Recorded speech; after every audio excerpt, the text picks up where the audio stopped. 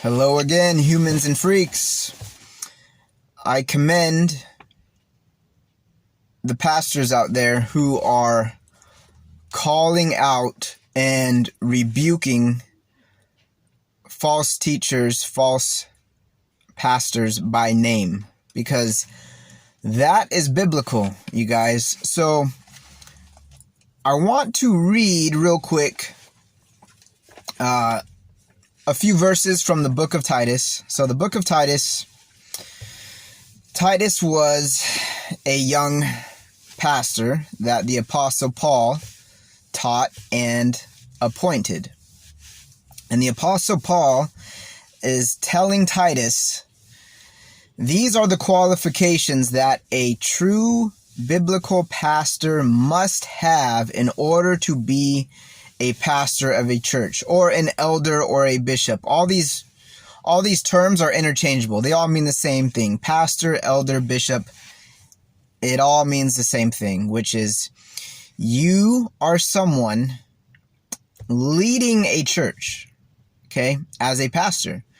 Okay, that is the most, I would argue that is the most important, spiritually important job on planet Earth. That is why in the book of James, God warns you pastors very, very strongly. And he says, look, I wouldn't presume, don't presume, many of you, or don't even aspire, many of you, to be teachers or pastors or preachers. Don't take that lightly, God is saying, because you will be judged more strictly than any other person on planet Earth. And if you're taking a job as a if you're taking a job as a pastor just because it's a paycheck, or because I mean, I'm laughing because the last thing you want to do on this planet is be a pastor, unless you have been truly called and gifted by God to do so. And yeah, there are some good ones out there, no doubt about it. I love all of you guys. You guys are doing it right. You guys are teaching and preaching the whole counsel of God, as the Apostle Paul said in the book of Acts. Paul says, hey, I got no blood on my hands. I taught you the full counsel of God. And what I'm going to talk about in this video is probably the most ignored job of the modern day pastor in America and throughout most of the Western world. You know why? To you pastors out there, you are ignoring a huge important part of your job, and it's this right here. Let's read it from God's Word, Book of Titus, chapter 1, when it lists the qualifications of a pastor. So you say you're a pastor? Okay, all right. I mean, cool. I hope so. I pray so. But look at your job description right here.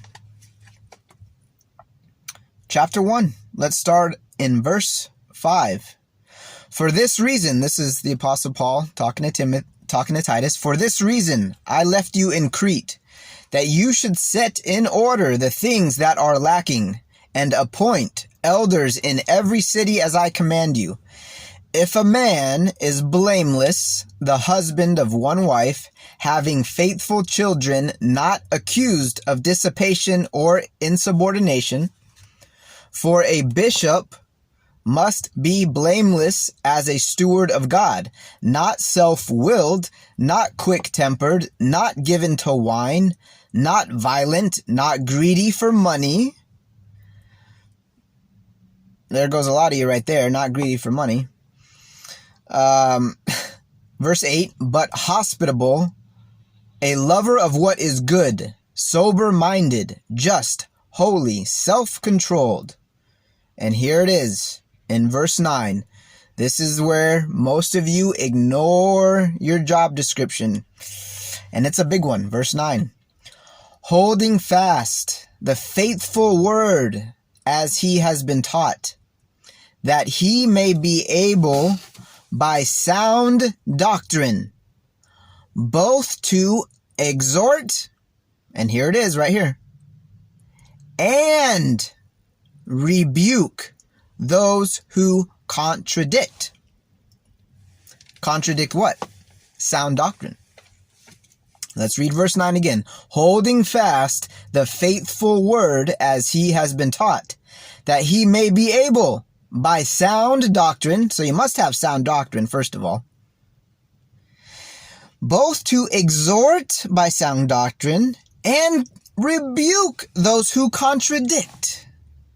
So, in the name of political correctness, see guys, the modern American church, the vast majority of you, and the vast majority of you modern so-called pastors here in this country, in 2022, you have become politically correct.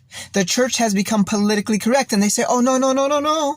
I'm not going to name names. I'm not going to call out false teachers by name. Oh, no, that's not my calling. Nope. That's unloving. Really? I mean, the Apostle Paul literally, and God's word is telling you to rebuke those who contradict sound doctrine. So check this out.